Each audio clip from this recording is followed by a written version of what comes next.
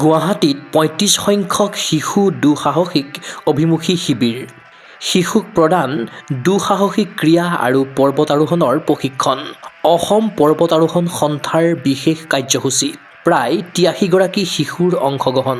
গুৱাহাটী মহানগৰীৰ দুটাকৈ স্থানত যোৱা ২৭ আৰু ২৮ ডিচেম্বৰত অনুষ্ঠিত হয় ৩৫ সংখ্যক শিশু দুঃসাহসিক অভিমুখী শিবিৰ।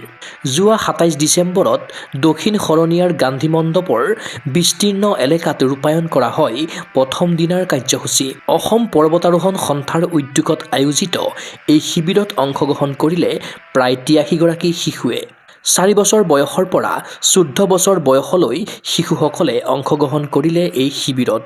দুঃসাহসিক ক্ৰীড়া আৰু প্ৰকৃতিৰ সৈতে একাত্ম হৈ ভৱিষ্যতে যাতে একোজন সুদক্ষ পৰ্বতাৰোহী ৰূপে তেওঁলোকে আত্মপ্ৰকাশ কৰিব পাৰে, তাৰ বাবে সম্যক জ্ঞান প্ৰদান কৰিবৰ বাবে এনে প্ৰচেষ্টা হাতত লৈছে অসম পৰ্বতাৰোহণ সন্থাই। গান্ধী মণ্ডপৰ প্ৰাংগণত প্ৰশিক্ষণ প্ৰদান কৰিবৰ বাবে তৈয়াৰ কৰি লোৱা হৈছে ৰকফিল্ড, কামাণ্ডো নেট আদি। প্ৰাকৃতিকভাৱে থকা ৰক ফিল্ডতো শিশুসকলক প্ৰদান কৰা হৈছে প্ৰশিক্ষণ। এই শিবিৰৰ জৰিয়তে দুঃসাহসিক ক্ৰীড়া আৰু পৰ্বতাৰোহণৰ বিভিন্ন দিশৰ ওপৰত আভাস দিবৰ বাবে পদক্ষেপ গ্ৰহণ কৰা হৈছে। গান্ধী মণ্ডপৰ প্ৰাংগণত trekking, rock climbing, rope climbing আদিৰ কৌশল আয়ত্ত কৰিছে শিশুসকলে।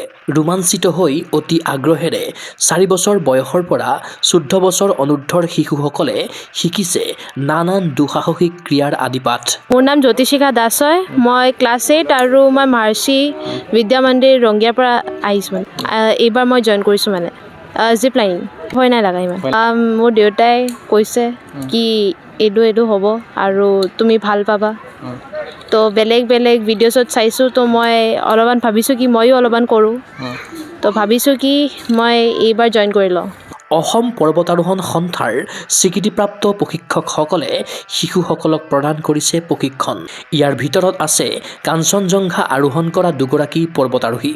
যোৱা ২৭ ডিচেম্বৰত এই শিবিৰ গান্ধী মণ্ডপৰ ভিতৰৰ বিস্তীৰ্ণ এলেকাত সম্পন্ন হোৱাৰ বিপৰীতে যোৱা ২৮ ডিচেম্বৰত বৈশিষ্ট্য অঞ্চলত ৰূপায়ণ কৰা হয় দ্বিতীয় দিনাৰ কাৰ্যসূচী। শিবিৰৰ সন্দৰ্ভত সবিশেষ জনালে অসম পৰ্বতাৰোহণ সন্থাৰ সম্পাদক মানস বৰুৱাই। অসম পৰ্বতাৰোহণ সন্থাই যোৱা ৩৫টা বছৰে children adventure orientation camp organise কৰি আছে আৰু ইয়াতে একদম সাম্যক জ্ঞান যিখিনি শিশু, একেবাৰে শিশু ৪ৰ পৰা ১৪ বছৰ বয়সৰ যিখিনি শিশু আছে, তেওঁলোকক আমি এডভেঞ্চাৰৰ লগত আৰু নেচাৰৰ লগত ৰিলেটেড কৰি ৰাখিবৰ কাৰণে যাতে ভৱিষ্যতে আৰু মাউণ্টেনিয়াৰ হিচাপে ওলাব পাৰে, সেইখিনিৰ সাম্যক জ্ঞান কিছুমান আমি শিকাওঁ। ইয়াতে আৰ্টিফিচিয়েল ৰক ফিল্ড এখন আমি বনাই লৈছোঁ, প্লাছ নেচাৰেল ৰক ফিল্ডো আছে, জিপ লাইন চলি আছে, তলত কামাণ্ডো নেট, বাৰ্মাৰ ব্ৰিজ, তাৰপিছত টায়াৰ ব্ৰিজ এনেকুৱা বনাই লৈছোঁ আমি জাষ্ট এটা আভাস দিবৰ কাৰণে আজি প্ৰশিক্ষণটো। এইটো দুদিনীয়া চলিব। আজি গান্ধী মণ্ডপত আমি সাধাৰণতে জুত হয়, কিন্তু এইবাৰ জুত কনষ্ট্ৰাকশ্যন চলি থকাৰ কাৰণে আমি গান্ধী মণ্ডপলৈ শ্বিফ্ট কৰিছোঁ আৰু নেক্সট ডে আমাৰ বৈশিষ্ট্যত আছে কাইলৈ। প্ৰায় ৮০গৰাকী, আমাৰ আজি ৮৩গৰাকী হৈছে কণ শিশু আৰু সেই শিশুসকলে প্ৰায় সকলোবিলাক কাৰ্যসূচীতে অংশগ্ৰহণ কৰিব। প্ৰশিক্ষণ আমাৰ চাৰ্টিফাইড কোচ আছে, গোটেইকেইজন ইনষ্ট্ৰাক্টৰ আছে মাউণ্টেনিয়াৰিঙৰ ফিল্ডৰ আৰু খুব এক্সপাৰ্ট মাউণ্টেনিয়াৰ আছে। ইয়াতে কাঞ্চনজংঘা ক্লাইম্ব কৰা 2জন ক্লাইম্বাৰো আছে। গতিকে তেওঁলোক আদি কৰি গোটেইখিনি প্ৰশিক্ষক আমাৰ অসম পৰ্বতাৰোহণ ৪ বছৰৰ পৰা ১৪ বছৰ বয়সলৈ। উল্লেখ্য যে শিশুৰ উপৰি ইয়থসকলৰ বাবেও গুৰুত্বপূৰ্ণ শিবিৰ অসম পৰ্বতাৰোহণ সন্থাৰ উদ্যোগত বিগত কেইবাবছৰ ধৰি ৰাজ্যত অনুষ্ঠিত হৈ আহিছে। ইফালে বিগত সময়ত শিশু দুঃসাহসিক অভিমুখী শিবিৰৰ পৰাই কাঞ্চনজংঘা আৰোহণ কৰা জয়ন্ত নাথৰ দৰে পৰ্বতাৰোহীৰ অসমত সৃষ্টি হৈছে। শিবিৰত অংশ লোৱা শিশুসকলক অসম পৰ্বতাৰোহণ সন্থাই পৰৱৰ্তী সময়ত এক অনুষ্ঠানত প্ৰদান কৰিব প্ৰমাণপত্ৰসমূহ। অদূৰ ভৱিষ্যতে এনে কাৰ্যসূচীৰ জৰিয়তে নতুন তথা সুনিপুণ পৰ্বতাৰোহীৰ জন্ম হ'ব বুলি আশাবাদী মানস বৰুৱা। লক্ষ্য এওঁলোক যাতে নেচাৰৰ লগত একাষ্টম হৈ আৰু ভৱিষ্যতে মাউণ্টেনিয়াৰ, আমি বাডিং মাউণ্টেনিয়াৰ, কাৰণ ইয়াৰ পৰা কোৰ্চ কৰা এইজন বহি আছে জয়ন্ত নাথ, তেওঁ এই কাঞ্চনজংঘা ক্লাইম্ব কৰিছে। তেওঁ চিলড্ৰেন ট্ৰেইনিঙৰ পৰা আহি কাঞ্চনজংঘা উঠিছে। গতিকে তেনেকুৱা ধৰণৰ আৰু 2জন যদি ওলাই আহে অসমলৈ সুনাম কঢ়িয়াই। এনেকুৱা চিলড্ৰেন প্ৰগ্ৰেম সৰু এটা দুটা আমাৰ স্কুলবিলাকৰ হৈ থাকে, কিন্তু আমাৰ 2টা ইভেণ্ট একদম কম্পালচৰি।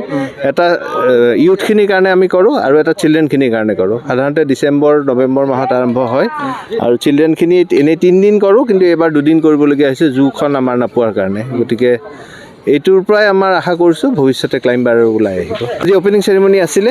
আমাৰ অপেনিং চেৰিমনিত কোনো VIP নাই, আমাৰ শিশুসকলে আমাৰ কাৰণে VIP, তেওঁলোকক দিয়ে আমি কাৰ্যসূচীটো আৰম্ভ কৰিছোঁ আৰু কৰি আজি এতিয়া সুন্দৰভাৱে এতিয়া চলি আছে।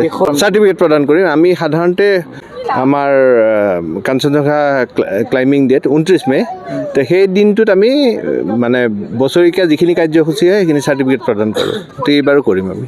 ক্ৰীড়া অনুৰাগীৰ আশা অসম পৰ্বতাৰোহণ সন্থাৰ সপোন আৰু লক্ষ্যই পাওক পূৰ্ণতা। এনে শিবিৰে ৰাজ্যৰ দুঃসাহসিক ক্ষেত্ৰলৈ উপহাৰ দিয়ক নৱপ্ৰজন্মৰ সুদক্ষ পৰ্বতাৰোহীক। ভিডিঅ' জাৰ্নেলিষ্ট জৱান ৰাভাৰ সহযোগত চিন্ময় বৰাৰ প্ৰতিবেদন গুগল স্পৰ্টছ এনি।